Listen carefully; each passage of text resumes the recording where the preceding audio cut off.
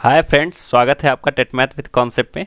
हम लोग second semester की सीरीज में जो वर्तमान भारतीय समाज एवं प्रारंभिक शिक्षा का है उस बुक का हम नेक्स्ट टॉपिक पढ़ रहे हैं अपना, जिसका नाम है प्रकृतिवाद एवं शिक्षा। तो देखो, प्रकृतिवाद क्या होती है और आदर्शवाद क्या होता है, मैं आपको सीधा सीधा समझा दूं कि जो आदर्शवाद होता है वो आध्यात्मिकता से मतलब रखता है। किससे मतलब रखता है? आध्यात्मिकता से मतलब रखता है।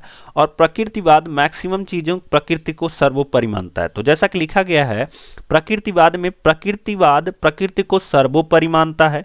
इसके अलावा ईश्वर, आत्मा आदि की सत्ता नहीं मानता है। और यही जो आत्मा की सत्ता है यही मानता है आदर्शवाद। बस आपको ये डिफरेंस जो है उसको मैं एक वीडियो में कंप्लीट कराऊंगा। तीनों वाद में जो डिफरेंस है उसके बारे में बताऊंगा दोस्तों। तो प्रकृतिवाद जो है वो प्रकृति को सर्वोपरि मानता है और ईश्वर को, आत्मा को सर्वोपरि नहीं मानता है। और इसको सर्वोपरि कौन मानता है? तो वो मानता है कौन?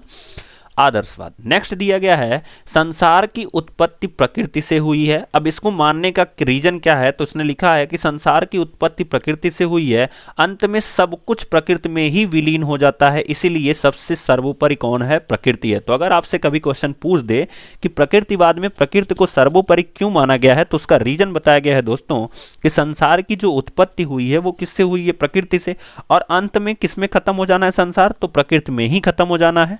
नेक्स्ट दिया गया है, यह संसार भौतिक है, आध्यात्मिकता का विरोध करता है। संसार जो है वो भौतिक है, मतलब जो आपके सामने दिख रही है, प्रकृति सामने दिख रहा है, उस पर बिलीव करता है।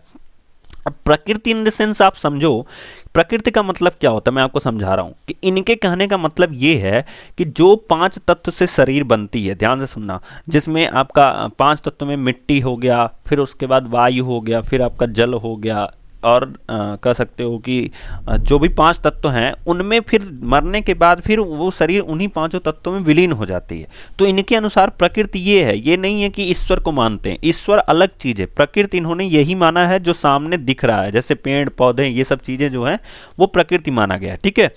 तथा आध्यात्मिकता का विरोध करता है, मैंने आपको समझाया। आत्मा को पदार्थ के अधीन स्वीकार करता है, आत्मा को पदार्थ के अधीन स्वीकार करता है। सत्य ज्ञान का अनुभव एवं बोध प्राप्त करने में इंद्रियों का अतिशय महत्व होता है। मतलब आपकी जो इंद्रियां हैं, अगर आपको सत्य और ज्ञान का अनुभव और बोध होना चाहिए तो उसमें बहुत ज़्यादा महत्व किसका होता है? इंद्रियों का। बड़ी सिंपल सी बात है, अगर आप अपने इंद्रियों पर कंट्रोल कर लेते हो तो आपको सत्य, ज्ञान और सारी चीज़ों का अनुभव हो जाएगा।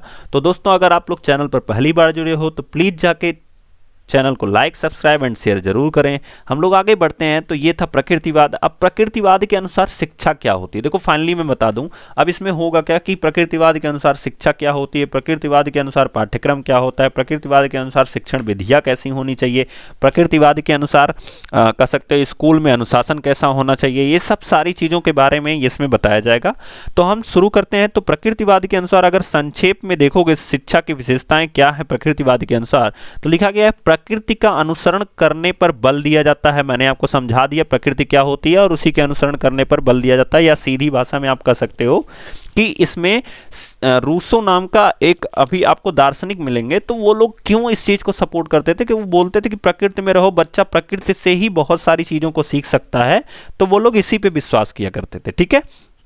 नेक्स्ट दिया गया है हमारा कि शिक्षा प्रक्रिया में बालक को केंद्रीय स्थान दिया गया है। बालक को केंद्रीय स्थान दिया गया है, मतलब ये लोग भी क्या मानते थे कि शिक्षा बाल केंद्रित है। तो याद रखना, क्वेश्चन कभी पूछ सकता है कि प्रकृतिवाद में शिक्षा कैसी मानी गई है, तो बाल केंद्रित मानी गई है।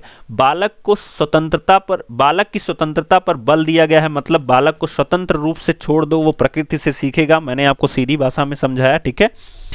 पुस्तकीय ज्ञान का विरोध किया गया है। ये एक इंपॉर्टेंट चीज है जो आपको याद रखना है कि पुस्तकीय ज्ञान का विरोध किया गया है। पुस्तक के ज्ञान से मतलब नहीं रखा गया है। ये लोग प्रकृति से जो ज्ञान मिलता है, मतलब मान लो, जैसे मैं एग्जांपल देता हूँ, मान लो अगर हम कहा जाए कि बच्चे को पढ़ा दिया गया कि बेटा किसी भी चीज को, पेड़ को काटने से हानि होती है, तो किताब से पढ़ाया गया। लेकिन क्या है कि इनके कहने का मतलब क्या है कि ये लोग कहते थे कि उसको वो काम करने दो प्रकृति में, प्रकृति खुद उसे सजा देगी, इस तरह से चीजें होती हैं, ठीक है। तो इनके कहने का मतलब है कि पुस्तकीय ज्ञान का विरोध इसलिए किया गया है क्योंकि ये चाहते थे कि सब कुछ प्रकृति ही सिखाए बच्चों को। उसके बाद दिया गया निषेधात्मक शिक्षा पर जोर दिया गया है। निषेधात्मक शिक्षा पर जोर दिया गया है। प्रगतिशीलता दी होती है इस शिक्षा में, इंद्रियों के ज्ञान के द्वार के बारे में बात की गई है। तो ये थी हमारे प्रकृतिवाद के अनुसार शिक्षा। अब इनके अनुसार पाठ्यक्रम क्या है दोस्तों, तो इनके अनुसार पाठ्यक्रम के अलग अलग सेक्शन पे, जैसे कह सकते हो जीवन जीने के आधार पे इन्होंने पाठ्यक्रम को अपने डिसाइड किया है। तो जैसा कि यहाँ पे लिखा गया है दोस्तों, आत्मरक्षा संबंधी गुणों के विकास के लिए, आत्मरक्षा संबंधी गुणों के विकास के लिए जो पाठ्यक्रम इन्होंने डिसाइड किया है उसमें क्या चीज़ें दी गई हैं, तो दिया गया है शरीर का विज्ञान, ये लोग सिखाते हैं शरीर का विज्ञान, स्वास्थ्य विज्ञान, सैन्य विज्ञान और व्यायाम। ये 4 सब्जेक्ट जो हैं ये किसके लिए आते हैं, तो आत्मरक्षा संबंधी गुणों के विकास के लिए, मतलब खुद की रक्षा करने के लिए ये 4 सब्जेक्ट पढ़ाने के लिए ये लोग रिकमेंड करते हैं। जीविकोपार्जन यानी जीवन जीने के लिए कौन कौन से विषय ये पढ़ाने के लिए विश्वास करते हैं, तो ये वैज्ञानिक विषय बताते हैं, गणित और भूगोल, ये 3 विषय ये लोग बताते हैं अगर आपको जीविकोपार्जन करना है। उसके बाद संतति, यानी संतति मतलब समझ सकते हो पुत्र के लिए है, संतति पालन संबंधी गुणों के विकास के लिए यौन विज्ञान, स्वास्थ्य विज्ञान, बाल मनोविज्ञान जिससे आप लोग बहुत फेमस हो, बहुत परिचित हो, एंड फिर है हमारा गृह विज्ञान। तो ये 4 तरह के सब्जेक्ट ये लोग बताते हैं संतति पालन के लिए। सामाजिक एवं राजनैतिक संबंधों के निर्वहन के लिए कौन कौन से सब्जेक्ट इन्होंने बताया, तो इन्होंने समाज विज्ञान, इतिहास, अर्थशास्त्र, राजनीति शास्त्र को पढ़ने पे फोकस कराया है। अवकाश के समय सदुपयोग के लिए क्या क्या बताया गया, संगीत, ललित कलाएं और साहित्य। लेकिन आप लोग अवकाश के समय इतने अच्छे हो कि आप लोग वीडियो को देख रहे हो, पढ़ रहे हो, कितने अच्छे बच्चे हो आप लोग। तो इस तरह से संगीत, ललित कलाएं, साहित्य, ये सब चीज़ें कब बताई गई हैं, तो आपके अवकाश के समय के लिए बताई गई हैं। और आजकल तो ट्रेंड बना होगा ना व्हाट्सएप पे, इसमें भी संगीत और ललित कलाएं चलती हैं क्या, कि चैलेंज वाला जो आपका ट्रेंड बना है, तो उससे रिलेटेड भी है। तो काफ़ी मिलता जुलता है प्रकृतिवाद से कई सारी चीज़ें।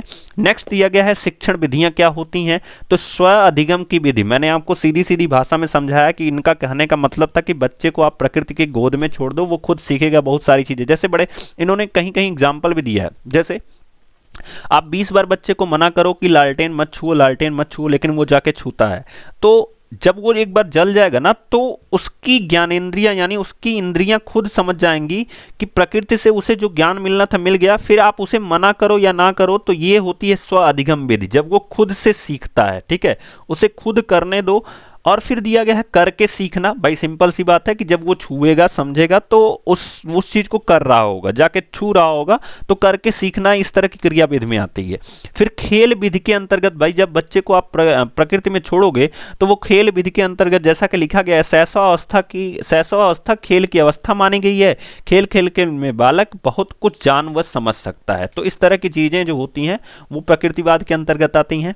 फिर अगली जो विधि, देखो याद नहीं करना है, आपको खुद सोचना है। प्रकृति मतलब स्वतंत्र हो जाना, मतलब बच्चे को प्रकृति में छोड़ दो। अब वो प्रकृति में क्या क्या करेगा तो आप खुद देखो, वो स्व अधिगम के द्वारा सीखेगा, वो करके सीखेगा, वो खेल विधि से सीखेगा और वो घूमेगा। भाई जब छोड़ोगे तो क्या करेगा, घूमेगा।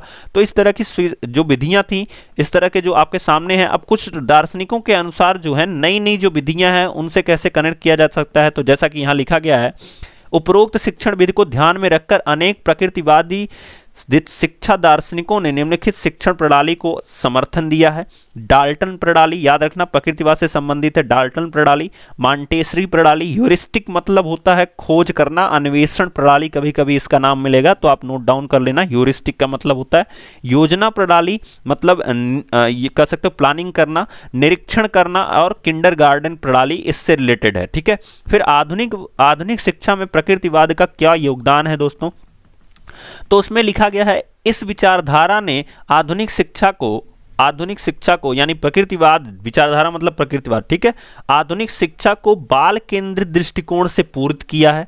इसी विचारधारा के कारण आज शिक्षा में बालकों को स्वतंत्र चिंतन, अनुभवशीलता, क्रियाशीलता और खेल विधि का मार्ग प्रशस्त हुआ है। तो कभी कभी आपसे यहाँ से भी क्वेश्चन पूछ सकता है कि ये सीधे सीधे लिख सकता है वो कौन सी विचारधारा है जिसके कारण आज शिक्षा में बालकों को स्वतंत्र चिंतन, अनुभवशीलता, क्रियाशीलता और खेल विधि का मार्ग प्रशस्त हुआ है। प्रशस्त लिखा गया है, प्रशस्त हुआ है। तो वो एक ही कह सकते हो कि एक ही विचारधारा है, वो है प्रकृतिवाद। देखो ये सब जितने वाद पढ़ रहे हो ये विचारधाराएं हैं। ठीक है, कि आदर्शवाद, प्रकृतिवाद और प्रयोजनवाद, ये जितने पढ़ोगे आप तीनों, ये सब की सब विचारधाराएं हैं। ठीक है, फिर लिखा गया है ज्ञानेंद्रिय प्रशिक्षण को प्रमुखता देने का श्रेय किसको जाता है, तो प्रकृतिवाद को है। नेक्स्ट है शिक्षा में मनोविज्ञान और जनतांत्रिक दृष्टिकोण लाने का श्रेय भी प्रकृतिवाद को है। प्रकृतिवाद ने शिक्षा में शब्दों के स्थान पर अनुभव को महत्वपूर्ण दिया गया है। That is the most important line जो आपको समझना है कि शब्द ना रटाने के बजाय आप उसे अगर करके सिखाओगे तो उसे ज़्यादा समझ में आएगी चीज़ें। प्रत्यक्ष ज्ञान कराने तथा व्यवहारिक क्रियात्मक ज्ञान कराने की प्रेरणा एवं उन अनेक प्रकार की शिक्षण विधियों का विकास प्रकृतिवाद की महत्वपूर्ण देन है। तो जैसा कि मैंने आपको समझाया कि प्रकृतिवाद का मतलब ही होता है करके सीखना, ठीक है, भ्रमण के द्वारा सीखना, आपके सामने कई सारी चीज़ें आती हैं उनके द्वारा सीखना। तो ये सब हमारे किसके संबंधित है, तो प्रकृतिवाद से संबंधित है दोस्तों। तो इस तरह से हमारा ये प्रकृतिवाद का सेशन था दोस्तों। अगर आपको समझ में आया हो तो प्लीज़ वीडियो को जरूर से जरूर लाइक करें, सब्सक्राइब करें एंड अपने दोस्तों के पास शेयर करें। तब तक के लिए थैंक यू। हम लोग मिलेंगे नेक्स्ट वीडियो में जिसमें हम पढ़ेंगे प्रयोजनवाद। तब तक के लिए थैंक यू दोस्तों, टेक केयर, बाय बाय।